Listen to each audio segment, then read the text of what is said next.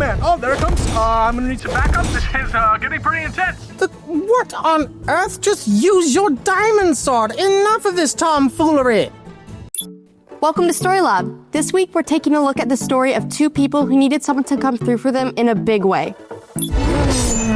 Well, he needs some help. Looks like I'm gonna have to hop online. Don't worry, help is on the way.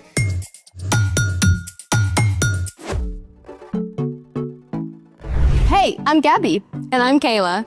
We're talking about what it looks like to love like Jesus. And I'm wondering, what do you see in that channel? You're not even playing a game. You're just watching someone else do it. I don't know. I guess my brain needs a break sometimes. Yeah, well, we all need stuff sometimes. Like a nice sausage biscuit. Yes, we are a needy people. Technically, you're a monkey. A lab monkey. Well, yes, but that is why I know that we all need protein for breakfast to improve blood sugar control. True. Or else you'll need a nap. Sometimes you need a smiley face Band-Aid. And sometimes you just need chocolate. Oh, way ahead of you, my lady. Here you are. So much neediness. Yes. But sometimes, my friends, you can meet a need by needing.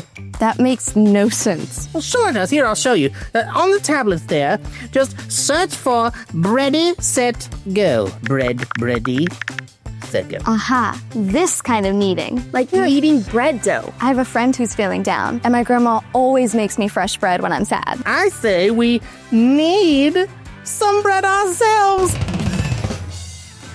You got it. Let's make it. You have to warn me about this. Today we're making bread. This is all we need to need? Yep. First off, wash your hands really well. Step 1, add 4 cups of flour, a packet of instant yeast, and a half teaspoon of salt to a large bowl. Step 2, add 1 1/4 cups of warm water and mix it all up. Blech. This sticky mess is the opposite of warm, fluffy bread. Let the dough sit for 10 minutes. And on to step 3. Sprinkle some extra flour on a large board.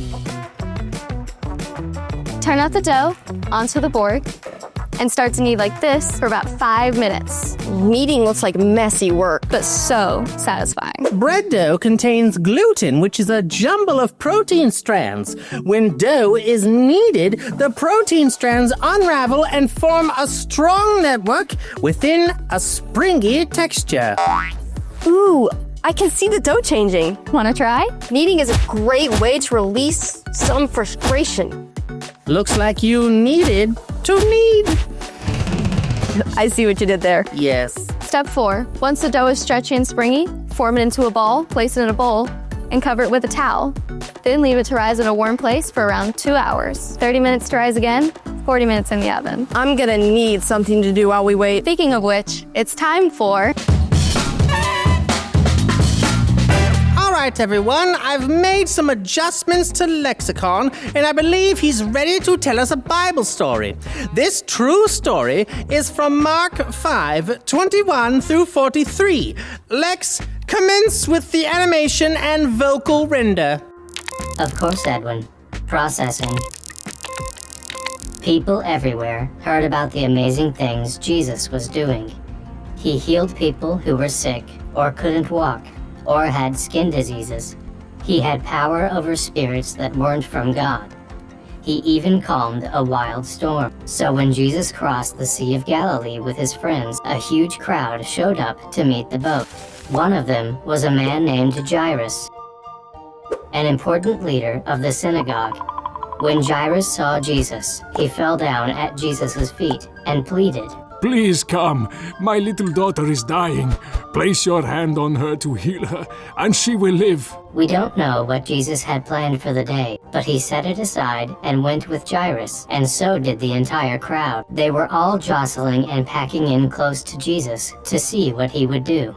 But one woman in the crowd wanted something more. This woman had been sick for a long time with an illness that made her bleed. Think about how awful it feels to be sick for a few days. This lady had been sick for 12 years.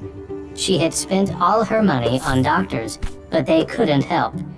Her sickness made her an outcast. She was weak and alone, without hope, until Jesus showed up. I just need to touch his clothes. Then I'll be healed. Reaching out, the woman touched the back of Jesus' robe, and immediately, everything in her body felt different. She knew that she had been healed. Who touched my clothes? Jesus' friends thought this was ridiculous, You see the people, they're all crowding against you. And you still ask who touched my clothes? More like who hasn't touched your clothes? but Jesus knew someone had been healed. He wanted to look her in the eyes and speak with her. It was me. I knew. I just knew if I could touch your clothes, that would be enough. Dear woman, your faith has healed you. Go in peace. You are free from your suffering. Jesus completely healed this woman in an instant. After being sick and alone for so long, she had a whole new chance at life. But remember, Jesus was on his way to Jairus' house, where a girl was dying. Even as Jesus was speaking, several people from Jairus' house came running up. Jairus, your daughter's dead. Why bother the teacher anymore? This was terrible news. Do not be afraid. Just believe. When Jesus arrived at Jairus' house, things were chaotic. It was tradition for mourners to come and loudly grieve when someone died. People were already weeping and wailing. Jesus told them, Why all this confusion and sobbing? The child is not dead. She's only sleeping. What kind of awful joke is that? Jesus sent the mourners outside. Only the girl's parents and 3 of Jesus' closest friends stayed with him as they went into the room where the 12-year-old girl lay. Jesus looked down at her and gently took her hand and said, Little girl, I say to you, get up. and she did. Right away, the girl got up and took a few steps. Everyone was amazed, speechless. Dead people do not just get up and walk. You can imagine the incredible reunion as Jairus and his wife hugged their daughter. Jesus told the group not to tell anyone what had happened. Then, before Jesus and his friends left, he told the girl's parents, Give her something to eat. the girl had not only been raised to life again, she was completely well.